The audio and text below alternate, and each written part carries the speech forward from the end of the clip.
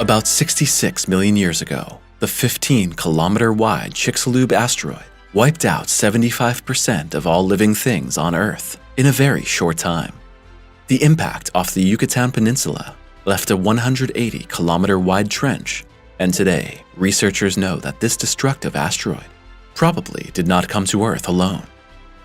In the newly discovered Nadir crater off the coast of Africa, traces appeared that point to an even more massive event than researchers previously thought. What exactly did scientists discover there, and how is the impact from Africa related to the great dinosaur extinction?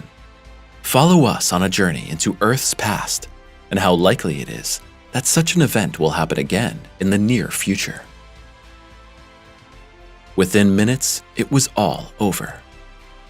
On the day the Chicxulub asteroid hit the Earth, the living creatures that populated the Earth at that time probably saw a bright light for only a few moments. Then there was a tremendous shaking. Within seconds and minutes, life as it had been until that moment was no longer the same. The impact force of the chunk destroyed all life in the immediate vicinity within a few moments. The shock wave continued for hundreds of kilometers, bursting the Earth's crust, igniting fire breaths, and causing the release of toxic gases. The impact hurled tons of rock material into the air. The ocean floor was thrown into turmoil, and in addition to the already indescribable inferno, a massive tidal wave broke loose. The impact probably led to a global mass extinction because it had come in consequence to serious changes in the whole Earth climate.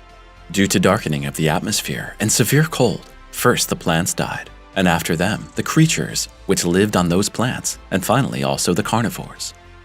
It's probable that there have been 5 such mass extinctions in the entire history of the Earth so far. At the end of the Ordovician era, about 443 million years ago, 85% of marine species disappeared. Again, researchers assume the consequences of climate change and possible impacts of comets or asteroids. The same scenario repeated itself in the late Devonian, and again 75% of species died. 2 other mass extinctions occurred 252 million years ago, at the end of the Permian, and 201 million years ago, during the Triassic-Jurassic transition. About 96% of marine species and 70% of terrestrial vertebrates disappeared due to massive volcanic activity and a resulting climate change. Last in this series came the Chicxulub asteroid, and presumably this impactor was not alone, as scientists have found a new crater that is also 66 million years old, and therefore very likely related to the devastating Mexico impact. The Nadir crater off the coast of Africa. The Chicxulub crater first caught the eye on aerial photographs of the Yucatán Peninsula. That was in the 1970s, and in the 1980s, researchers were able to examine the crater in detail.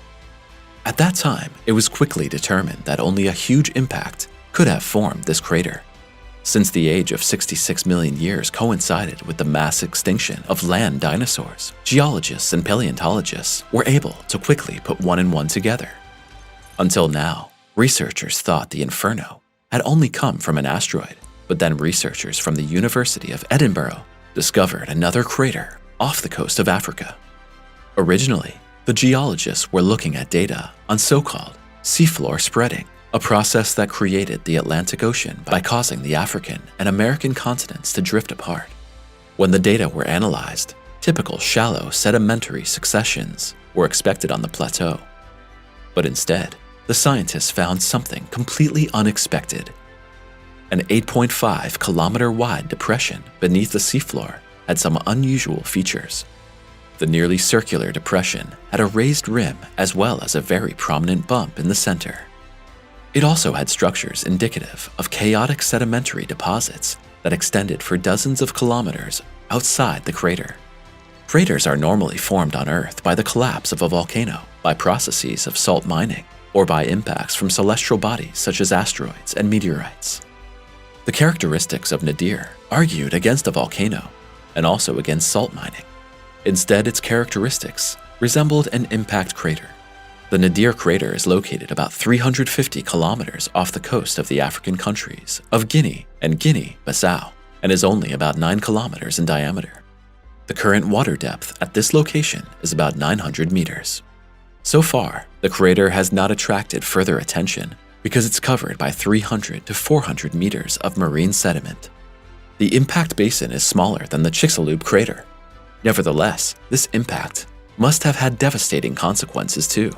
With an age of 66 million years, this event falls exactly into the Chicxulub impact epoch. Thanks to computer simulations, detailed insights became possible and scientists were able to draw conclusions about how the crater was formed. The object that struck the Earth here must have been about 400 meters wide. The asteroid struck in 500 to 800 meters of water depth. This caused regional devastation. A magnitude 6.5 earthquake was triggered, and a tsunami up to 900 meters high began its deadly journey through the Atlantic Ocean. The effects of the flood were most likely felt throughout the Americas, Northern Europe, and as far away as Antarctica. Although the energy released by Nadir's impact was smaller compared to the Chicxulub impact, it was thousands of times greater than the tsunami caused by the undersea eruption of the Hunga Ha'apai volcano on January 15, 2022. Researchers now believe there is a connection between impacts in Africa and Mexico. Indeed, large asteroids like Chicxulub are often accompanied by smaller moons. It's quite possible that the Nadir impactor was such a moon of the Chicxulub asteroid. The second possibility states that the giant parent asteroid may have broken into two or more pieces due to a collision with another larger celestial body. Such events were most likely rare, yet they did occur. In Sweden, researchers discovered traces of such a double impact. About 470 million years ago, fragments of an asteroid struck, leaving the Lochne and Mellingen craters. Bolatosh in Ukraine, the third in the bunch. Another impressive crater that falls roughly in the era of mass extinction of dinosaurs is Bolatosh in Ukraine, northwest of Kiev. The 24-kilometer-wide funnel was discovered in 1996. The event was dated at that time to about 65.4 million years ago. However, it is also quite conceivable that the Bolatosh asteroid thundered to Earth at about the same time as the Chicxulub and Nadir asteroids. The impacts could have been relics of a whole series of bombardments, when unrest in the main asteroid belt between Mars and Jupiter caused several asteroids in the main belt to collide, and the fragments of the chunks were subsequently hurled towards Earth. Asteroids thundering towards Earth are usually completely destroyed by the impact, which is why it is impossible today to find rock fragments of the chunks and to draw conclusions from them as to where the asteroids came from and whether they were fragments of a much larger asteroid. After the Bolatosh impact, there were certainly also tsunamic waves in the Baltic and North Seas, as well as fires and global climate changes, which dramatically changed the environment and the development of life at that time. When will the next big asteroid come? In view of such data and images, who does not wonder whether events of this violence and size can happen again? On average, risky asteroids or comets nearly 50 meters in diameter collide with Earth about every 900 years. The impactors larger than 1 kilometer, which pose a potential risk of global catastrophe, strike on average every 100 million years. The last major impact occurred just over 100 years ago, when a massive airborne explosion occurred in Tunguska, Siberia in 1908. Since the area is very remote, there were few eyewitness accounts.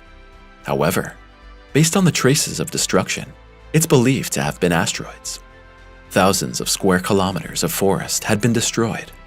The last devastating impacts were those of Yucatán, off the coast of Africa and in Ukraine. There may have been other events that we don't know about yet. Currently, only 15 to 20 extreme impact events are confirmed worldwide. Since most of the Earth is covered by water, we cannot rule out the possibility that many more large asteroids have crashed into oceans and caused huge tidal waves. Today, all near-Earth flying objects and main belt asteroids are constantly monitored by NASA and other organizations, and the good news is that most known near-Earth asteroids do not currently pose an immediate threat. Asteroids that come close to Earth are basically classified as potentially hazardous asteroids if they meet certain criteria. These criteria include a minimum size and an orbit that brings them within relatively close range of Earth. An example of such an asteroid is Apophis, which will fly close to Earth several times in the next few decades. Current calculations give no cause for alarm, as an impact is ruled out for the next 100 years. The same applies to the asteroid Bennu, which also regularly passes the Earth at a short distance, but will not impact for the time being. The technology for detecting and monitoring potentially dangerous celestial bodies is constantly advancing. Our chances of being able to respond early to potential threats are good, and science is currently working hard to study asteroids and comets. In the event of an emergency, we should be able to force a dangerous object out of its collision path and thus protect ourselves effectively. Overall, the situation in our solar system has calmed down enormously since the impacts of 66 million years ago. In the early days of the solar system, Earth was hit even more frequently by asteroids and comets, or even small planetoids. Today, most chunks romp safely, bound between Mars and Jupiter, as well as at the edge of the solar system in the Kuiper Belt. Experts assume that we owe it predominantly to the gravity of the gas giant Jupiter that most asteroids do not rage more than wild projectiles by the system. That we are never completely protected from surprises, however, is shown by some impacts of smaller asteroids in the last years. A smaller rock exploded over Greenland and fortunately caused little damage. The asteroid that exploded over Chelyabinsk, Russia in 2013 wreaked considerable havoc in the city, although it shattered into thousands of fragments while still in the air. Small asteroids and comets are less conspicuous on scientists' observation screens, but we will make progress in this area as well in the future. What do you think now? Are we really safe on Earth? Or do we have to expect nasty surprises from space in the future?